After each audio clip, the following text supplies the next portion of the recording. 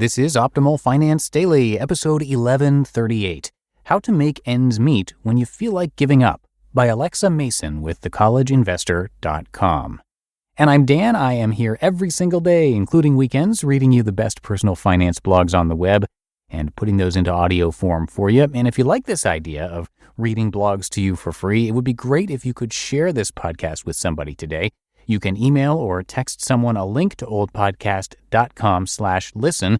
Or even better, if you've got somebody there in your household, you're quarantining with them and you can subscribe them to the podcast right there on their phone, that would be terrific. It's really a big help to keep this show going and growing. And now let's hear today's post as we start optimizing your life. How to Make Ends Meet When You Feel Like Giving Up, by Alexa Mason with thecollegeinvestor.com. While personal finance guidelines like paying yourself first, saving for a rainy day, and investing as much as possible are all great advice, they're simply not practical for everyone. If you are barely making ends meet, the last thing you're going to be doing is saving for retirement or stashing away money for your kids' college education, no matter how badly you want to. I know how it feels. I've been there before. When I look back at how incredibly hard things were for me a few years ago compared to what they are now, it's a complete night and day transformation. As someone who not so long ago had to work 2 jobs at $11.50 per hour to get by, to now having solid financial systems in place, I know firsthand that it's possible to change your situation. Today, I want to share some general and practical guidelines on what helped me. But before we get into actual details, I need to share with you the one thing I truly believe makes the biggest impact. Get your mind right. When you're barely able to make ends meet, it is so easy to fall into a screw the world type of attitude. Trust me, I honestly know how this feels. When I was struggling and had no idea what I was supposed to do, I got depressed. It felt so much easier to just accept my situation than to do anything about it. I spent a solid few months feeling sorry for myself rather than being proactive. As hard as it may be, if you keep the blame the world attitude and run a repeat marathon in your head of what ifs, you'll never get anywhere. Before you can make any progress, you have to stop feeling sorry for yourself and realize that you are the only person who has the ability to change your situation. Unfortunately, nobody else is going to do it for you. Start with housing and transportation. Forget conventional frugal living advice. It's not going to cut it. When you're already buying the bare minimum amount of the things you need, clipping a coupon to save 25 cents has absolutely no benefit. Instead, you've got to make changes where they really matter. Housing and transportation is where you should focus your energy. Housing. Housing can make or break your situation. In order for you to have a surplus of money to save, you've first got to get your expenses way down. By focusing on housing, you drastically lower your expenses with one swoop. Here are some things to consider. 1. Move. Find a cheaper place to rent and move. 2. Get a roommate. Bring somebody else with you to help offset your mortgage or rent. Or 3, stay with family. If you have friends or family who will gladly take you in, stay with them until you're able to build some savings and improve your income situation. I stayed with my dad for a few months and then purchased a trailer for $10,000 on a 4-year loan. My payment was $226 a month, far cheaper than I ever would have got renting. While moving into a trailer definitely wasn't a dream of mine, it was a temporary sacrifice that I am now very grateful I made. Transportation. This applies if you're not driving a paid-for vehicle. If you have a vehicle with a loan amount more than $5,000 and you're not able to make ends meet, get rid of that car.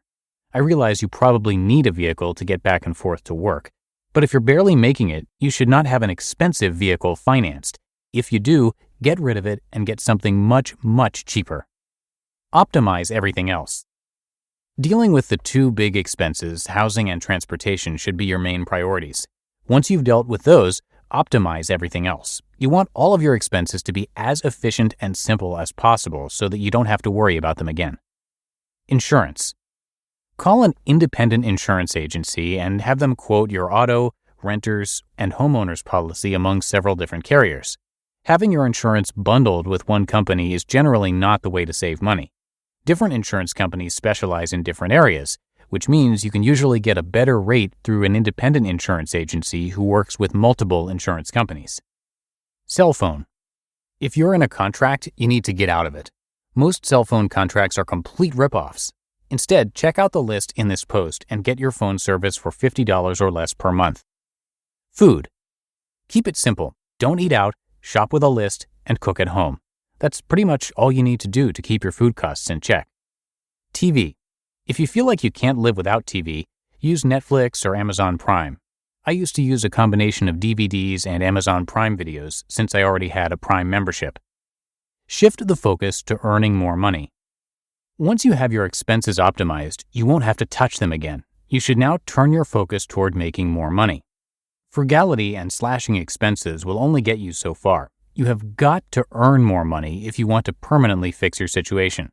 There are so many different things you can do to increase your income, and this is one of the areas where it's harder to give specific advice because we all have such different skill sets. However, here are some common and useful options. Freelance. Start a side business. Ask for a raise, or find a different employer to work for. I personally find that starting a side business is the most beneficial. While it takes a lot of hard work in the beginning, starting a side business can lead to massive results once the initial work has been put in. I started a freelance writing service on the side of my day job. I still worked my day job until I built up a solid emergency fund. When the freelance income exceeded what I was being paid at the day job, I decided to become self-employed and expanded income earning streams from there. Start experimenting, but do not quit your current job. Build your emergency fund and have a solid plan first. Put your financial systems in order.